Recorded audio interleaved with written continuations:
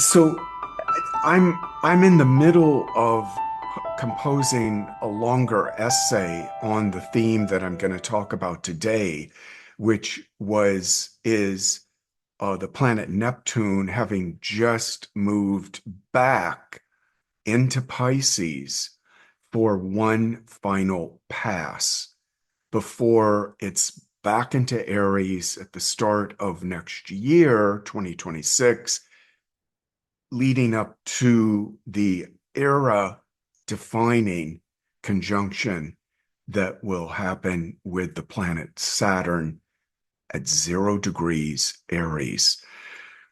Everything that we are witnessing, not just as Americans, but globally, that feels as if it is unprecedented, that it is unhinged, that it is beyond the purview of quotidian consciousness to be able to process and work with as a way to orient to what's going on in reality. Again, that's Saturn within the pantheon of planets in astrology.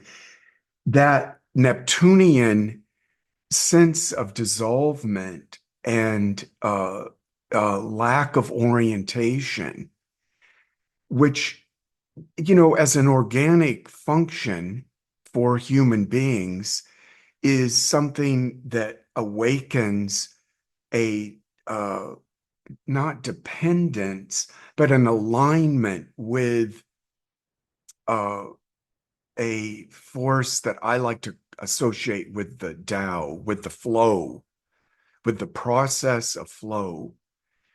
So, as these two planets have been moving back and forth between this extremely critical, high drama demarcation within the zodiac, from the sign Pisces to the sign Aries, from the collective portion of the zodiac, like Capricorn, Aquarius, Pisces, into the most individual and individuated section of the zodiac, and that's like Aries, Taurus, Gemini. That having that demarcation so uh, triggered and stirred up by these two intense planets, Saturn, Neptune, nudging back and forth over this demarcation, this border between worlds. This explains so much about why people feel like they are living in times that are something beyond what has historically been documented. Now, I was saying to my friend Jessica today, like, I wish I were a better, world historian to understand more what sort of correlates there might be to this particular time. And, this is a temptation that's always there for astrologers to, like, go back in time, try to find transits or whatever that match that, to try to make sense of what is unfolding in this particular, like, cultural moment. And on one hand, that's kind of doable, but on another hand, the truth is that reality, we'll call it, is ever pristine, ever fresh, ever nascent, in the sense that everything that is emerging within every moment within the body of time is something that is utterly unique.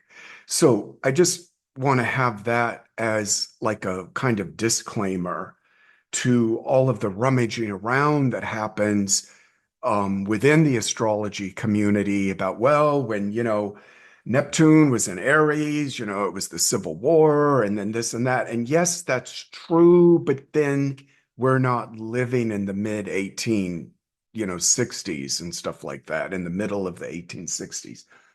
Anyway, so all of that said, where my meditation, where my mentation has been going is directly related to how I can understand and help you understand what a phenomenon, what a socio-political, cultural phenomenon like MAGA is all about, in the sense that what is the underpinning of the that particular movement of MAGA. Now, I see the emergence of MAGA as directly connected to the transit of Neptune through Pisces, that 14, 15-year transit. It kind of got the fumes of it leaking up with, back with Obama and then the birth of the Tea Party. And that, the Tea Party thing had some interesting sparks to it initially, but then it kind of went fallow and kind of sank down and out of the mainstream. And then what happened with Neptune going into Pisces, somehow that fervor, that grievance, that complaint that was part and parcel of the Tea Party movement, that got traction into MAGA, got a figurehead like Donald Trump, and then was able to bloom into this monstrosity that we as Americans are living through. Now, I bring up grievance, I bring up complaints, I bring up the suffering that is connected with grievance and complaint, because this to me is the essence of the MAGA relationship. It is sadomasochistic. And one of the attributes or one of the qualities associated with Neptune is masochism. Why is that? The notion behind the impulse for masochism comes from the urge to suffer as a means to become closer to either God, a king, some kind of a ruler, or a, dominant force within the sadomasochistic relationship. Your display of suffering that you endure bonds you closer to the figurehead, to, in this case, to the president of the country. If we look at Donald Trump's chart, there in the 12th house of the chart is the Venus-Saturn conjunction in Cancer. Now, not to go all stereotypical and whatnot, but I will, just for the sake of speeding all this up. There's probably there's probably no louder complainer in the zodiac than Cancer, the sign Cancer. I don't care what planets you have there, your rising sign or whatever. That is a point in the chart that is so raw, so sensitive, so porous that any small disruption in the environment is registered, and as a cardinal sign, Cancer will complain and bitch about it. In a way, it's kind of their charm, because well, if you have Cancer friends and whatnot, and you've known them for a long time, you just get used to this quality with them, and it becomes sort of lovable. I think what underpins it and drives it is Cancer being the sign associated with the mother, the maternal, which is another set of terms for origin. Cancerian folks, they have this uncanny, well, they're sort of like cats. They have this uncanny ability to register every small, movement and agitation or permutation within the environment, and they register it. And the reason I associate it with their alignment with origin is that origin is the closest that people come to some notion of a perfected state. It's not like the air sign ideas of perfection, the good, the true, the beautiful that the air signs are aligned with. With this type of origin, it's sort of the mystery of what, from the nascent realm, the unborn coming into birth realm, you know, has as reality has to configure something to bring it forth from the absent into the present. There is some kind of a perfection that accompanies that. I just want to go back to the point about Trump, his Venus and his Saturn conjunct in Cancer, and this registration of the disruption of the perfected state, the Saturn, the disruption, the withholding, the blockage, the weight and heaviness that does it sort of prevents like a gracious movement into the Cancerian. And then, of course, Venus is there, and it doesn't matter what planet or light Venus is aligning with, it brings a kind of love and fondness and ardor to that point of the chart and to that aspect with a light or planet. So for Trump, there is a love of bitching, grievance, complaining, and just big, giant babyhood. So when this is, say, I don't know, in the fourth house of a chart, that Saturn Venus would have a lot to do with the holding environment, a person's literal home, how they feel like in their family, and then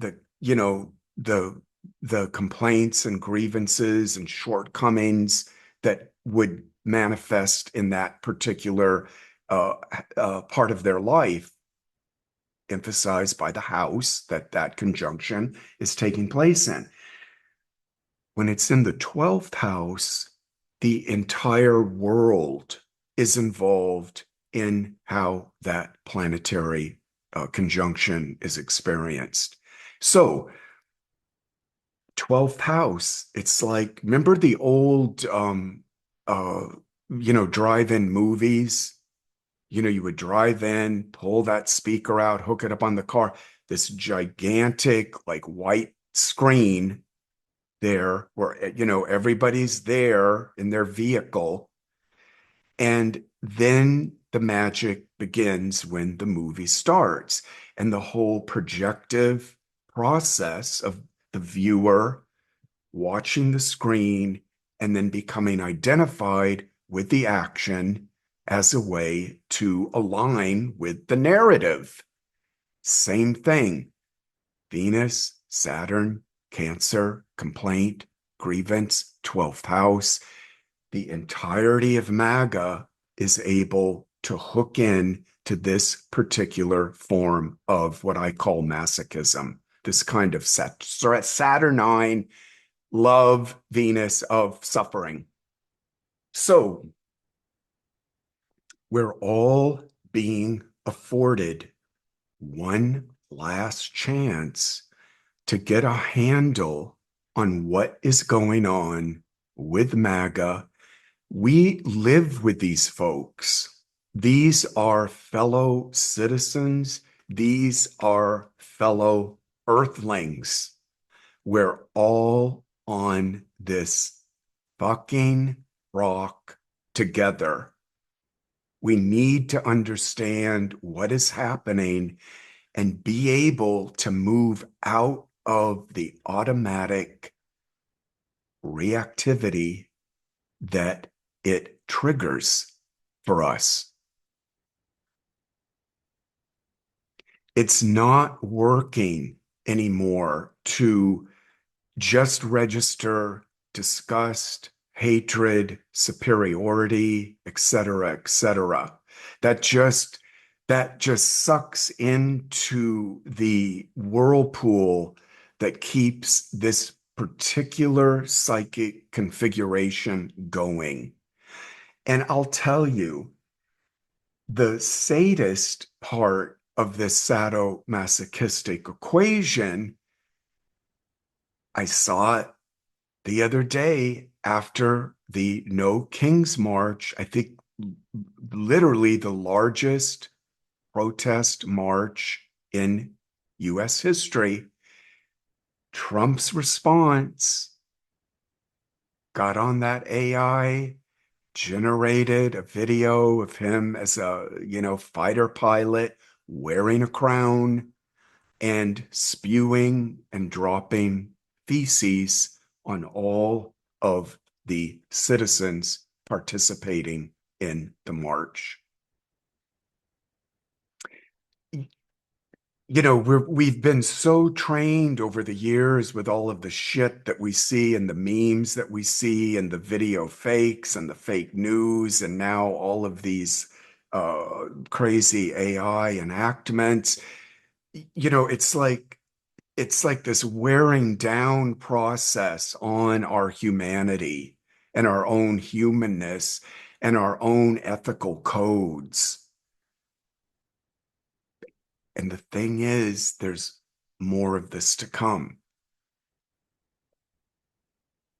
It's like the AI isn't disappearing, and the kind of emotional affect that this sets off in people, because we're very like visual creatures.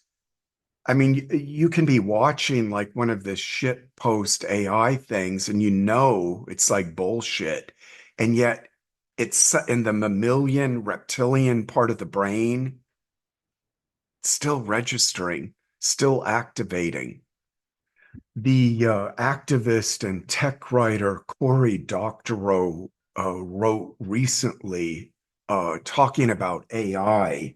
And I love this line that he used that the grift of AI, it is the equivalent of asbestos that we will be digging out of the walls of our culture for years to come. And he's quite the prophet, Dr. O.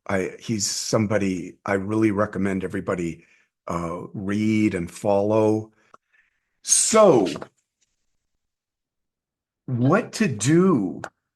How to make the best of this period in as October is moving to close down, and we've got this continual floating dance between Saturn and Neptune. Now Neptune's back in Aries, Saturn's it is in Pisces. Is then gonna. So this is like, imagine you're in bed, you're in the middle of a dream, and you're right on the lip of waking up from that dream. And whatever the particulars are of the dream narrative, I mean, that would be personal to you, but what's universal to everybody is that this period, this equivalent period that we're in to the ending of a dream, is so critical, because if you know anything about dream work, dream analysis, dream interpretation, And I spend a lot of time with my clients doing just that. If you know much about that, it's the last particles of the dream imagery, the last fragments of the or snippets of the dream narrative that are the most cogent, and they're usually the particles, fragments that uh, shock us awake. So this is something I always do with the dream work with my clients is like, okay, what is the very last set of images, sounds, whatever, that you recall in the dream, because this is what the whole process of the dream and the dreaming is hoping to convey to you as it preps you to, leave the nocturnal realm and the power of the unconscious and everything that that feeds.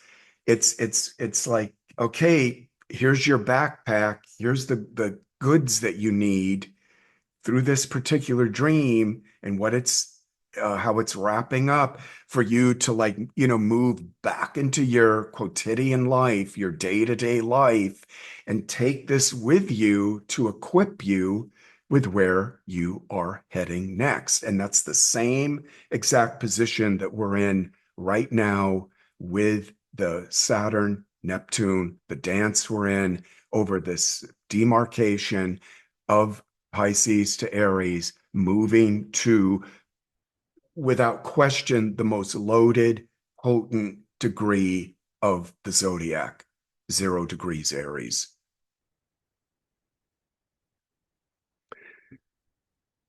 So I think that wraps up this. I'd like to ask for comments, insights below, how they are experiencing this closing up of this cycle before the late February conjunction. What are the particulars going on? And can you suss anything out from them as they are showing up in your life? You can then, of course, take that to what's going on with, politically and everything that's happening there. I mean, there is without a doubt some kind of delay, some kind of blockage, some kind of fear or paranoia related to this ongoing saga and tragedy related to the child rape that the Epstein files is about. Um, I think if indeed Trump is somehow involved with this in a way that's, more than just cursorily him being on the flights and, pictures of him with, uh, beauty contestants or with Epstein, but if there is something more damning there, I just get the sense with the government shutdown and this kind of delaying, and then now the holidays are looming and they're hoping for people to, like, get scattershot and whatnot. There's something that is hoping to be a bullet, hoping to be dodged there.